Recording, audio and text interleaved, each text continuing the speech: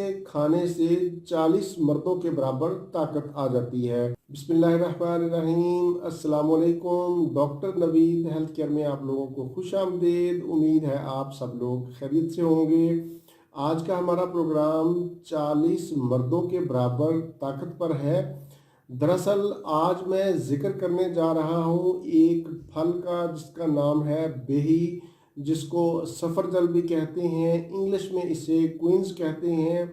इसका मिजाज सर्द होता है, इसकी शक्ल अमरूद से मिलती है। ये फल विटामिन्स का ख़जाना है। इसमें आयरन और फाइबर वाफर मिकदार में पाया जाता है। ये फल गर्म और खुश्क मिजाज लोगों के लिए बेहद मुफीद है। आज के प्रोग्राम में बेही के फ़वाइद के साथ साथ इसको खाने का तरीका भी बताया जाएगा।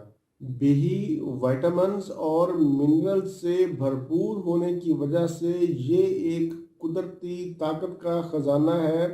इसीलिए कहते हैं कि इसे खाने से 40 मर्दों के बराबर ताकत आ जाती है। ये दिल के लिए भी बहुत मुफीद है, सीने से बोझ को कम करता है, दिल को सुकून मिलता है, दिल को ताकत देता है। इसमें पोटाशियम की मौजूदगी ब्लड प्रेशर को कम करती है, कोलेस्ट्रॉल लेवल इससे कम होता है। ये एंटी वायरल खसूसियात का हामिल है, कैंसर के खिलाफ भी तहफ़्फ़ुज़ फराहम करता है। इसमें कैलोरीज कम और फाइबर ज़्यादा होने की वजह से वज़न को भी कम करता है।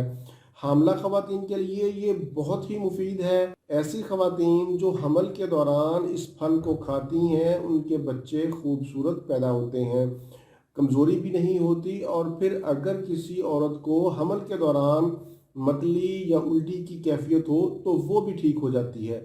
बेही का मुरब्बा मैदा के अल्सर को ठीक करता है, मैदा की सोजश और तेज़ाबियत में मुफीद है, मसाना और जिगर की गर्मी दूर होती है, खांसी और बलगम का खात्मा होता है।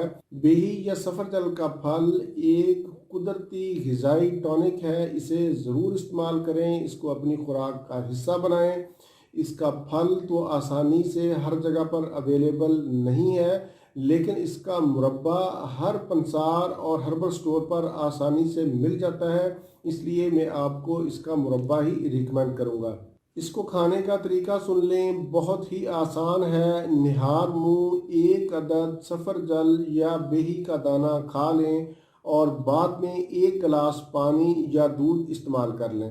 बेहतर ये है कि इसको धोकर इसका शीरा साफ़ कर लें और फिर इसको इस्तेमाल करें। इसी तरह अगर आप सुबह के टाइम नहीं खा सकते तो रात को आप खा लें। शुगर के मरीज़ इसका मुरब्बा इस्तेमाल ना करें क्योंकि इसमें मीठा होता है, अलबत्ता वो इसका फल खा सकते हैं। बेही या सफरजल के फल से होम्योपैथिक की एक दवाई भी तैयार की जाती है जिसका नाम साइडोनिया वल्गरस है।